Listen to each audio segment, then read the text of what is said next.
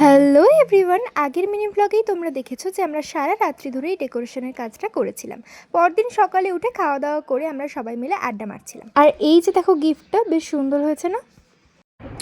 Hello guys, এক এক করে সব গেস্টরা আসা শুরু হয়ে গিয়েছিল আর আমরা স্নান টান করে দেখে এসেছিলাম একবার রান্নার জায়গাটা। দিদি দিকে আমরা ঘুরে ঘুরে বেড়াচ্ছি দেখে দিদি আমাদের একটা কাজ দিয়ে দিয়েছিল। আমরা তাই বানাচ্ছিলাম পনির বাটার মশালা। দিদির একটা ফ্রেন্ড আসার কথা ছিল, সেই জন্য এটা আলাদা করে বানাতে হতো। দেন দেখলাম খাওয়ারের জায়গাটাও সুন্দর সাজানো হয়ে গেছে, আর তারপর আবার আমরা গিফট খুলতে বসে পড়েছি।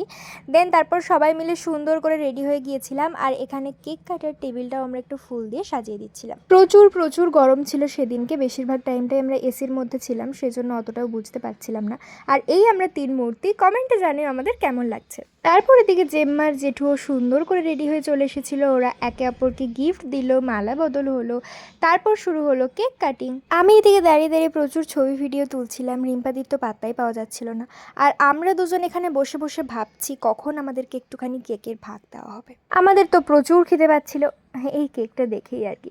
তারপর আমরা যে যার ভাগের কেক পেয়ে গেলাম। আর এই দিকে এই যে মহিলা আছে, ইনি পর্দার পেছনে লুকিয়ে লুকিয়ে কেক খাচ্ছে যাতে আমরা না নিয়ে নিই। অনেক নাটক করার পর অবশেষে আমরা খেতে বসে পড়েছি। আর মেনুতে তো অনেক কিছু আইটেম ছিল, পনির, মাছ, 2 রকমের মাংস ছিল, অনেক কিছু ছিল, আর বেশ অনেক টেস্টি ছিল খেতে। খাওয়া দাওয়া শেষ করে আমরা সবাই মিলে আইসক্রিম খেয়েছিলাম। দুপুরে সবাই আড্ডাবাজি করতে করতে একটুখানি রেস্ট নিয়ে নিয়েছিলাম, আর বিকালে আমরা সবাই মিলে খেয়েছিলাম স্যান্ডউইচ। তারপর তো এরা সবাই মিলে বসে বসে উনো খেলছিল, আর আমার কপাল খারাপ, তাই আমাকে অ্যাসাইনমেন্ট লিখতে হচ্ছিল।